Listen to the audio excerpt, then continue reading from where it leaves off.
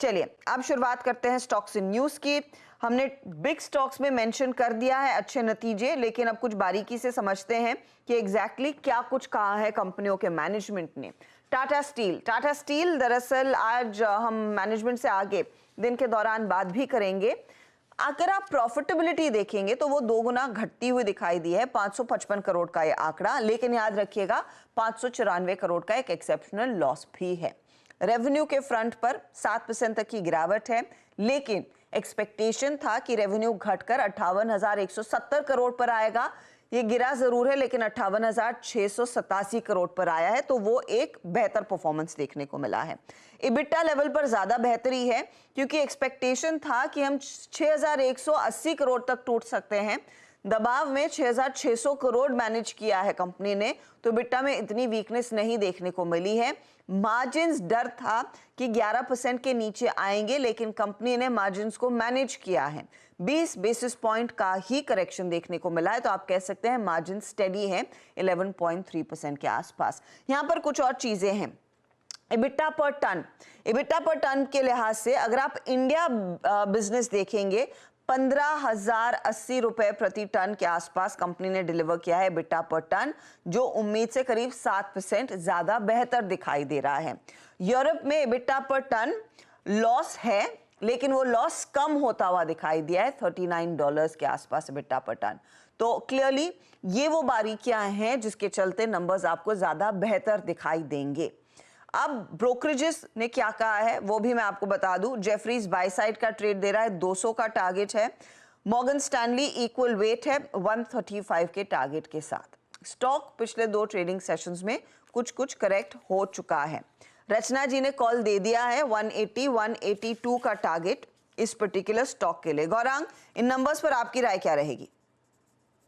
खरीदारी की राय तो काफी लंबे समय से, और हमें लग रहा है कि 200 के पार 225 230 तक ये जा सकता है। और जिस प्रकार से अर्शदा स्थानीय मार्केट में धातु की खपत होगी आने वाले समय में, और जिस प्रकार से टिप्पणियां भी कुछ मैनेजमेंट ने नतीजों के बाद दी है कि जो लागत खर्च था वो अब कम हो गया है, और जिस प्रकार से फ्लैट और लॉन्ग प्रोडक्ट्स के दाम आने वाले भविष्य में बढ़ने की उम्मीद है, उसको लेकर के हमें लग रहा है कि नतीजों में भी सुधार हो सकता है। तो खरीदारी की राय टाटा स्टील पर है, और शायद 225 230 तक भी ये जाता हुआ दिख सकता है आपको, बशर्ते कि आपका नजरिया लंबी अवधि का। लॉन्ग टर्म पर्सपेक्टिव के लिहाज से नतीजे अच्छे हैं, 200 225 तक के लेवल्स देखने को मिलेंगे। गौरांग को भरोसा है और 180 182 का टारगेट आपको रचना ने पहले ही दे दिया है। चलिए अब अगले नंबर पर आते हैं, और अगला बहुत ही मजबूत नंबर रहा है कमिंस का। तो कमिंस के केस में हम सब जानते हैं कि मुनाफे के फ्रंट पर एक बहुत तगड़ी डिलीवरी कंपनी की रही है। 561 करोड़ 76% तक का इजाफा देखने को मिला है, 355 करोड़ का अनुमान था, तो उम्मीद से कहीं बेहतर। रेवेन्यू 20% बढ़कर 2,316 करोड़ पर आया। इबिटा लेवल देखेंगे तो 67% तक का इजाफा देखने को मिला है।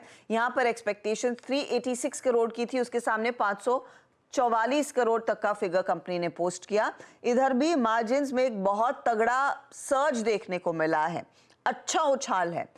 एक्सपेक्टेशन था 17.8%, उसके सामने 23.5% के मार्जिन, तो हर पैरामीटर पर कंपनी ने बढ़िया परफॉर्मेंस दिखाया है। इधर डोमेस्टिक सेल्स में 28% तक की वृद्धि है और वही ड्राइव कर रहा है बिजनेस को। एक्सपोर्ट्स घटे जरूर है, 18% तक का डिप देखने को मिला है, और कंपनी कह रही है एक्सपोर्ट्स थोड़े से ठंडे रह सकते हैं आने वाले समय में ग्लोबल इकोनॉमिक अनसर्टिनिटीज के चलते। आपको याद होगा यहाँ पर कुछ ऐसे बयान पहले भी आए थे। कंपनी हालांकि कह रही है कि बेहतर होता है इकोनॉमिक आउटलुक, इंफ्रास्ट्रक्चर पर ज्यादा खर्च इन सब के लिए ऑगर वेल करेगा, और सीपीसीबी का जो नए प्रोडक्ट्स उन्होंने लॉन्च किए हैं वहां पर एक अच्छा रिस्पांस मिला है। उस लिहाज से कमिंस एक थम्स अप है। नोमरा हाउएवर स्टॉक पर न्यूट्रल है, 3,040 का टारगेट दे रहा है। एक ही दिक्कत है स्टॉक में कि ये स्टॉक एक आउट परफॉर्मर रहा है, पिछले 3 महीनों में आई थिंक 40-45% तक के इजाफा दिखा चुका है। उस लिहाज से चार्ट्स पर पहले बताइए आप मानस, आज के लिए कौन सा लेवल इंपॉर्टेंट रहेगा, क्योंकि नंबर्स जोरदार रहे हैं लेकिन परफॉर्मर रहा है ये काउंटर। देखिए लगातार स्टॉक ने परफॉर्म किया है और हर करेक्शन पे 10 डे मूविंग एवरेज पे सपोर्ट लिया है। पिछले कुछ 7-8 दिन थे, उसमें भी कंसोलिडेशन में 10 डे मूविंग एवरेज के नीचे स्टॉक नहीं गया। आई थिंक स्टॉक तैयार है एक फ्रेश ब्रेकआउट के लिए। अगर स्टॉक 38 95 3900 के ऊपर निकलेगा तो फिर आपको एक ब्लैक पैटर्न का ब्रेकआउट चार्ट पे दिखेगा, जिसके टारगेट 4050 के आसपास तक के आते हैं। तो अगर आप पोजिशनल ट्रेडर हैं तो यहाँ पर आपको बने रहना चाहिए और फ्रेश खरीदारी 3900 के ऊपर करें, स्टॉप लॉसेस 3740 के नीचे लगाएं। ये तो 3900 के ऊपर नई खरीदारी फ्रेश ट्रेडर्स के लिए 4050 के आसपास के टारगेट्स आ सकते हैं गोइंग फॉरवर्ड।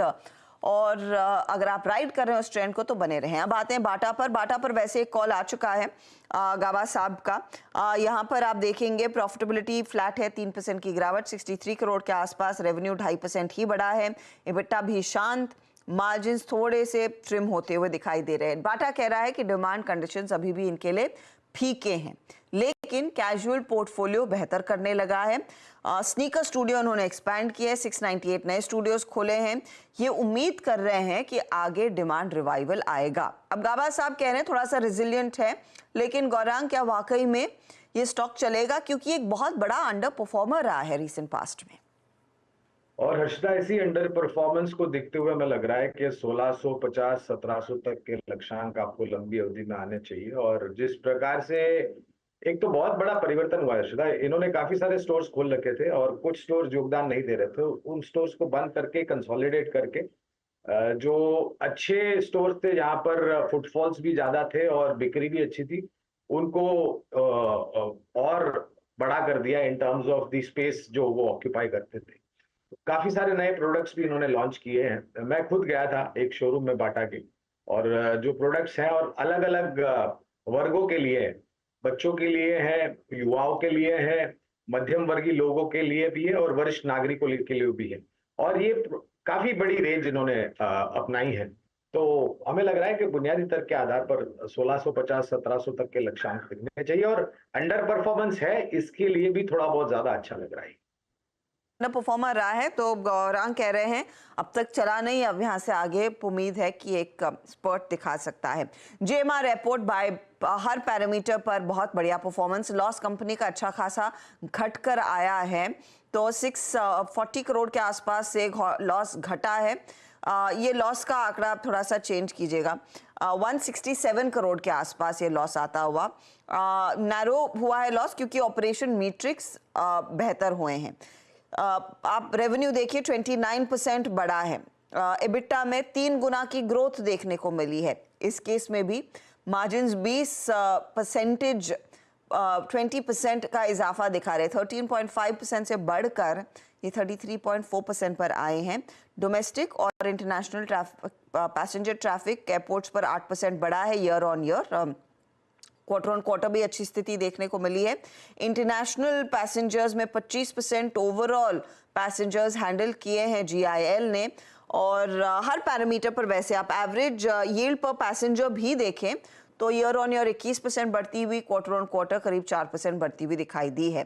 परफॉर्मर है ये काउंटर GMR एयरपोर्ट। बहेती साहब, अब सवाल यही है कि कैश मार्केट में ही ट्रेड करना पड़ेगा, कंसिडरिंग ये कल बैन में चला गया। चार्ट स्ट्रक्चर काफी अच्छा बना हुआ है और जिस हिसाब से टेंडम वहाँ पे सपोर्ट ले रहा है, ये वो काफी इंप्रेसिव है। हमें लग रहा है वेल प्लेस्ड है अपने जो रीसेंट हाइस थे 92 के वहां तक दिखाने के लिए, जो कि अप्रैल में लगे थे। तो खरीदारी की सलाह है। पहला जो टारगेट है इसमें 90 का और सेकंड 92 के टारगेट के लिए इसमें पोजीशन बनाई जा सकती है।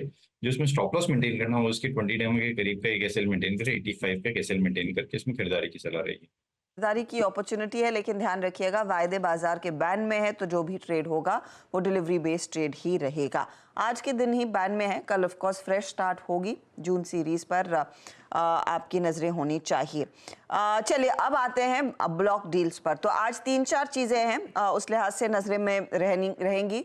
एक तो केफिन टेक्नोलॉजीज। केफिन के केस में क्या होगा, जनरल अटलांटिक करीब 4.1% स्टेक बेच सकता है और डिमांड अच्छी रही तो वो करीब 6.8% तक भी अपना कुछ अंश बेच सकते हैं। बेस साइज उस लिहाज से करीब 500 करोड़ का है इस पर्टिकुलर ब्लॉक डील में। फ्लो प्राइस तय की गई है, कल से कंपेयर करें तो 4% के डिस्काउंट पर 712 रुपए प्रति शेयर। लॉक इन पीरियड रहेगा 60 दिनों का। पूरा एग्जिट नहीं है, ध्यान रखिएगा। 31.23% स्टेक जनरल अटलांटिक होल्ड करेगा केफिन टेक में। केफिन टेक वैसे भी आजकल चर्चा में आता है, कंसिडरिंग मार्केट में इतनी खासी तेजी और उसी तरह के क्लाइंट्स को कंपनी डिलीवर भी करती है। गौरांग, इस पर आपकी राय क्या है? क्योंकि डिमांड आजकल अच्छी खासी मिल रही है ब्लॉक्स में। कविता, बुनियादी तर्क के आधार पर कवरेज नहीं है, इसलिए माफ कीजिएगा अर्षदा, बुनियादी तर्क के आधार पर कवरेज नहीं है, इसलिए विशेष रूप में टिप्पणी नहीं करूंगा। लेकिन हमें लग रहा है कि केफिन जैसी कंपनियां आने वाले भविष्य में जिस प्रकार से रुझान दिख रहा है हमें और जो परिवर्तन हम देख रहे हैं उसके आधार पर अच्छा कामकाज कर सकती है। कवरेज नहीं है अर्षदा, इसलिए विशेष रूप में टिप्पणी नहीं कर पाऊंगा। ओके, तो कवरेज नहीं, लेकिन ये स्टॉक रेडार पर रहेगा। चार्ट्स पर कुछ ऑब्जर्व किया है क्या आपने राजेश जी? अर्षिता जी देखिए, अगर आप चार्ट देखें तो 735 के आसपास का यहाँ पे एक बेस बन रहा है। 735 एंड 750 ये इसका रेंज है, एक्यूमुलेशन हो रहा है। ओवरऑल चार्ट पॉजिटिव है। मुझे लगता है कि एक स्विंग मिलना चाहिए, करीबन 780 से लेके 800, 780 से लेके 800 तक का एक स्विंग मिलेगा। तो डेफिनेटली मैं यही कहूंगा, ये बाय साइड का ट्रेड बनेगा। 735 के ऊपर 725 का स्टॉप लॉस मेंटेन करना पड़ेगा। ओके, तो देखते हैं आज क्या रिस्पांस मिलता है और किस तरह का स्टॉक परफॉर्म करता है उस ब्लॉक के बाद। दो और चीजें रेडार पर रखेंगे। एक है आरआर काबेल, ये भी सिम्बीसी आवास की एक्सक्लूसिव है। टीपीजी एशिया दरअसल अपना 5% स्टेक ऑफलोड करने के लिए आएगा। स्टॉक के हमने हाल ही में नंबर्स देखे, बहुत बढ़िया परफॉर्मेंस था। 1000 करोड़ की ये ब्लॉक डील है, 4 से 5% के डिस्काउंट पर ये होता हुआ सौदा दिखाई देगा। 56 लाख शेयर दरअसल आज ब्लॉक के लिए सामने आएंगे। रचना जी, RR Kabel of course demand लिहाज से देखेंगे, लेकिन ये स्टॉक नंबर्स अच्छे परफॉर्मेंस के बाद भी थोड़ा सा कल करेक्ट होता दिखाई दिया है। जी सही बात है, कल बहुत स्ट्रॉन्ग करेक्शन आई है और अब ये 20 पीरियड एवरेज पे जाके बैठा है। अगर ओपनिंग के साथ साथ कल के लो को अगर ये प्रोटेक्ट कर लेता है तो एक उम्मीद रहती है कि यहाँ से सपोर्ट लेगा, पर कल के लो को प्रोटेक्ट करना बहुत जरूरी है। अगर ये कल के क्लोजिंग या लो के नीचे जाने लगता है देन 1650 से पहले कोई भी सपोर्ट नहीं बनता, तो till that time you have to avoid buying it. Okay, तो थोड़ा सा अवॉइड कीजिए। आज देखते हैं क्या डिमांड मिलती है, उसके बाद ही इस ट्रेड पर नजरें रहेंगी। आईआरबी इंफ्रा में भी प्रमोटर्स दरअसल कुछ अपना हिस्सा बेचते हुए दिखाई देंगे। आईआरबी होल्डिंग और साथ ही साथ दीपाली महिस्कर दरअसल कुछ स्टेक बेचने के लिए आज सामने आ सकते हैं। ऑफर प्राइस जो है वो करीब 63 से 72 रुपीस 50 पैसा, यानी कि कल की क्लोज के लिहाज से करीब 5% के डिस्काउंट पर सौदा होने के आसार हैं और 1512 करोड़ के आसपास तक का ये डील साइज हो सकता है। ये भी एक स्टॉक आपने करना है वॉच। अमित, ट्रैक किया है क्या हाल फिलहाल में आईआरबी? जी मैम, अभी देखा है। ओवरऑल तो वैसे तो स्ट्रक्चर पॉजिटिव है, बट इसमें एक न्यूज जरूर है, 5% डिस्काउंट में डील होगी। चार्ट स्ट्रक्चर पॉजिटिव है। सपोर्ट की अगर हम बात करें तो 50 डेमा लगभग 65-66 के आसपास आता है, वो एक स्ट्रॉन्ग सपोर्ट जोन है। अगर किसी ने पोजीशन बनानी है तो उस जोन को देख के अपना एक पोजीशन बनाई जा सकती है। एंड उसके बाद मुझे लगता है stock will gradually start resuming इस जर्नी अप, क्योंकि ओवरऑल ट्रेंड पॉजिटिव है। ओवरऑल ट्रेंड है तो पॉजिटिव, लेकिन अनुज थोड़ी सी प्रोमोटर्स बिकवाली हो रही है यहाँ पर। हर्षदा बिल्कुल, लेकिन इसमें आपको एक चीज़ समझनी होगी। अब ये महिस्कर्स की कंपनी अब एक्चुअली रही नहीं। अब इसमें जो दूसरा प्रमोटर ग्रुप है वो जो बेसिकली एक प्राइवेट इक्विटी है, उसका अब धीरे धीरे ज़्यादा होल्डिंग होने वाली है। ठीक है, तो इन दैट सेंस इसको मैं एक्सट्रीमली नेगेटिव नहीं मानूंगा। ये स्टॉक काफ़ी चल चुका है, पिछले 6 महीने में डबल हुआ है ये स्टॉक। लेकिन देखिए, यहाँ पर एक फंडामेंटल टेलविंड है। वो फंडामेंटल टेलविंड ये है कि जब से फास्टैग आया है तब से टोल्स की लीकेज बंद हो गई है। हिंदुस्तान में सबसे ज़्यादा जो इन कंपनियों को नुकसान होता था वो ये होता था कि टोल की लीकेज होती थी। कुछ टोल जितना कलेक्ट होता था उसका आधा भी नहीं मिलता था कंपनियों को, वो बंद हो गया एनएच वो फास्टैग आने के बाद से, क्योंकि अब हर जगह सिर्फ फास्टैग है। तो अब देखिए किस तरीके से ये पूरा का पूरा रेवेन्यू जो है ना इन कंपनियों में ट्रांसलेट हो रहा है। तो मेरा ये मानना है कि ये एक स्टॉक ऐसा स्टॉक है जो अब आपको एक वर्थ अ रीलुक आज की सेलिंग में मुझे लग रहा है कि आपको अपॉर्चुनिटी मिलेगी, प्रोवाइडेड आपका नज़रिया लंबा है। तो अगर आपका नज़रिया लंबा है तो यहाँ पर मुझे लग रहा है एक अपॉर्चुनिटी मिलेगी। ये उस तरीके के स्टॉक में है जिनको मैं 5% वाले हिस्से में मानता हूँ कि अपने पोर्टफोलियो का 5% उन स्टॉक्स में रखिए जहाँ पर आप 20-25% डाउनसाइड का रिस्क ले सकते हैं, लेकिन जहाँ पोटेंशियल है 3x 4x होने का। ये उस तरीके का स्टॉक है। इसमें बहुत ज़्यादा पूरा ऑल इन नहीं जाना होता है इसमें, इन ऐसे स्टॉक्स में, लेकिन अपने पोर्टफोलियो का 3-4% ऐसे स्टॉक्स में आपका होना चाहिए। तो ये उनमें से एक स्टॉक है बेसिकली। तो पोर्टफोलियो का छोटा सा अंश, लेकिन यहाँ पर इंटरेस्टिंग होगा इस ट्रेड को वॉच करना। चलिए अब आते हैं कुछ और खबरों पर। यहाँ पर बैंक्स, कल हम ऑफ कोर्स वो S&P ने जो भारत की इकोनॉमी पर रेटिंग दी उस पर रिएक्ट कर रहे थे, लेकिन उन्होंने दरअसल आउटलुक 6 बैंकों पर रिवाइज किया है, पॉजिटिव रखा है, सॉवरेन एक्शन के चलते रेटिंग अफर्म की है। इसमें शामिल है axis, ICICI, SBI, HDFC, Kotak और इंडियन बैंक, यानी कि दोनों निजी और दिग्गज जो दिग्गज PSU बैंक्स है SBI जैसे, वो शामिल किए गए हैं। गौरांग, ऑफ कोर्स कल थोड़ा सा पॉजिटिव लगा S&P ने जब भारतीय इकोनॉमी पर अपनी रेटिंग अफर्म की, और उसके बाद उन्होंने ये जरूर कहा है कि रेटिंग बढ़ाई जा सकती है प्रोवाइडेड हमारा फिस्कल डेफिसिट 7% के नीचे आए। और अब इन बैंकों पर कमेंट्री, क्या एक अच्छा मौका रहेगा इस रीसेंट करेक्शन में बैंक्स में पोजीशन लेने का, और आप क्या PSUs की तरफ ज्यादा लीन करेंगे? हर्षदा, हम तो यहाँ तक कहेंगे आपको कि आपका पोर्टफोलियो का एक महत्वपूर्ण हिस्सा वित्तीय क्षेत्र होना चाहिए, और आपका, और हाँ बिल्कुल, मेरे ख्याल से कमोबन सभी दिग्गज निजी क्षेत्र की बैंक और कुछ 5 सरकारी बैंकों पर हमारी कवरेज है। और आपका जो दूसरा प्रश्न था कि क्या सरकारी बैंकों को ज्यादा महत्व थोड़ा बहुत दिया जाए, तो जिस प्रकार से परिवर्तन हुआ है मेरे ख्याल से आपको नजरअंदाज बिल्कुल नहीं करना चाहिए सरकारी बैंकों को, जहां पर state bank of India, Canara bank, bank of India, bank of Baroda और PNB जैसी जो बैंक है सरकारी बैंक, वहां पर हमारी खरीदारी की राय है। और जैसे मैंने कहा, और एक बात, नतीजे तो सुधर रहे हैं हर्षदा, ब्याज दरें पिछले 7 क्रेडिट पॉलिसी से बिना बदलाव के रुके हुए, अनुमान ये लगाया जा रहा है कि इस साल के अंत तक या 2025 के पहले 3 महीने जनवरी, फरवरी, मार्च में शायद ब्याज दरों में कटौती आ सकती है, और ऋण की मांग बढ़ेगी, एसेट क्वालिटी सुधर रही है, प्रोविजनिंग वापिस आ रही है बैंक में। तो ये सब परिस्थितियां जो है वो कहीं ना कहीं एक सकारात्मक सा अंदेशा दे रहे हैं आपको कि आपको वित्तीय क्षेत्र में बिल्कुल ध्यान देना चाहिए। ओके, तो फाइनेंशियल्स पर ही दरअसल फोकस किया जाए। हम मेंशन कर रहे थे RR काबेल, वो ब्लॉक डील हो चुकी है, करीब 25 लाख शेयरों का सौदा इस समय अंजाम लेता हुआ दिखाई दे रहा है। वो प्राइसिंग आ जाएगी यहाँ पर, ऑफ कोर्स जैसे हमने कुछ ही देर पहले मेंशन किया कि करीब करीब यहाँ पर वो ब्लॉक डील के जरिए सौदा होता हुआ दिखाई देगा। तो इस पर आगे देखते हैं, प्राइसिंग आ गई तो बताइएगा प्लीज़ अपडेट। माना तो यही जा रहा था कि 56 लाख शेयर बिकने वाले थे, उसमें से 25 लाख शेयरों का सौदा हो चुका है। TPG एशिया करीब 5% स्टेक आज बेचने के लिए सामने आया। तो 2.24% की ब्लॉक डील आपके सामने स्क्रीन पर हो चुकी है। फटाफट से अब एक दो और ट्रेड्स की बात करेंगे। गुड बैड अगली में लेमन ट्री बहुत बढ़िया परफॉर्मेंस है। हेरिटेज फूड्स का परफॉर्मेंस अच्छा रहा, मुनाफे में करीब 125% का इजाफा देखने को मिला है। MM फोर्जिंग्स में हमने देखा अच्छा परफॉर्मेंस करीब 18% का। HCG की तरफ से एक बहुत बढ़िया परफॉर्मेंस, रेवेन्यू प्रॉफिटेबिलिटी दोनों ग्रो होते हुए दिखाई दिए हैं। ऑपरेशनली RHI मैग्नेसीटा का नंबर अच्छा है, लेकिन लॉस दरअसल ट्रिम हुआ है, तो ओवरऑल नंबर्स जो है वो बेहतर होते हुए दिखाई दिए हैं। SJVN के केस में प्रॉफिट बढ़ा है, बाकी सारी चीजें घट रही हैं, चाहे वो रेवेन्यू हो या फिर EBITDA हो। मिधानी के लिए एक बेहद वीक नंबर रहा है, प्रॉफिटेबिलिटी में दबाव, ऑपरेशनली भी कमजोरी देखने को मिली है।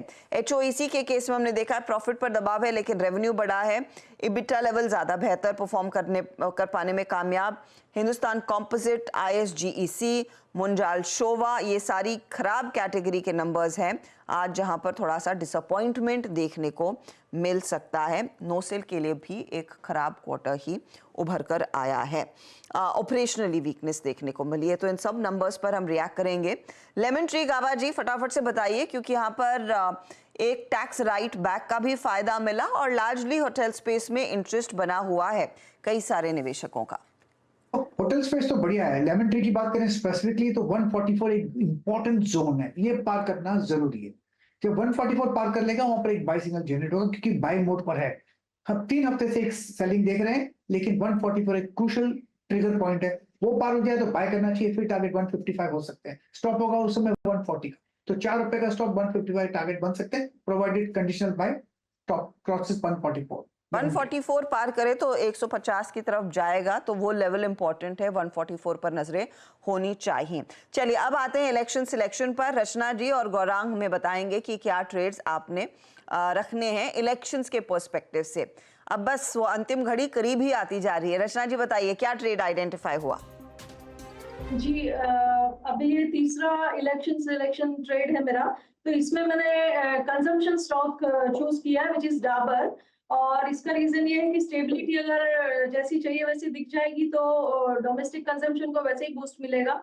और रिजल्ट से भी पहले अगर मॉनसून का अराइवल हो गया तो उसकी भी एक किक मिलेगी डाबर जैसे काउंटर को। तो डाबर को हम लॉन्ग करेंगे with stop loss of 525 and हमारा टारगेट यहाँ पे रहेगा 600 और 625। गौरांग आपकी पिक क्या रहेगी? ओलेक्ट्रा ग्रीन टेक इस कंपनी को हमने पसंद किया है और ईवीज को लेकर के तो एक पॉलिसी सरकार की तरफ से तो निकली थी, जिस प्रकार से राज्य परिवहन की तरफ से इनको ऑर्डर मिला है और साथ साथ प्राइवेट सेक्टर से जो इनको ऑर्डर मिला है, काफी सक्षम ऑर्डर बुक है और एग्जीक्यूशन काफी बेहतर, 2000 तक के लक्ष्यांक निर्धारित किए हैं बुनियादी दर के आधार पर। के लिए एक अपॉर्चुनिटी तो ग्रीन स्पेस पर या ईवी प्रोवाइडर है, ये बसेस देता है इलेक्ट्रा ग्रीन, इस पर नजरें, और डाबर पर भी एक अपॉर्चुनिटी। चलिए तो कई सारे स्टॉक्स हैं, कई चीजें हैं जिस पर आज मार्केट रिएक्ट करता हुआ दिखाई दिया। ज्यादातर चीजों की हमने चर्चा कर ली है जो इंपॉर्टेंट है। इसी के साथ मुनाफे की तैयारी आपकी पक्की हुई। अब रुक करेंगे पहला सौदा की तरफ।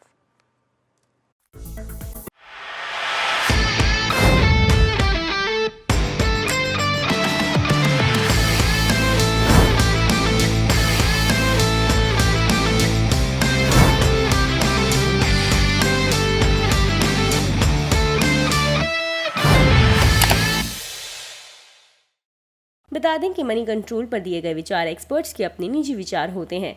वेबसाइट या मैनेजमेंट इसके लिए उत्तरदायी नहीं है। यूजर्स को मनी कंट्रोल की सलाह है कि कोई भी निवेश निर्णय लेने से पहले सर्टिफाइड एक्सपर्ट की सलाह लें।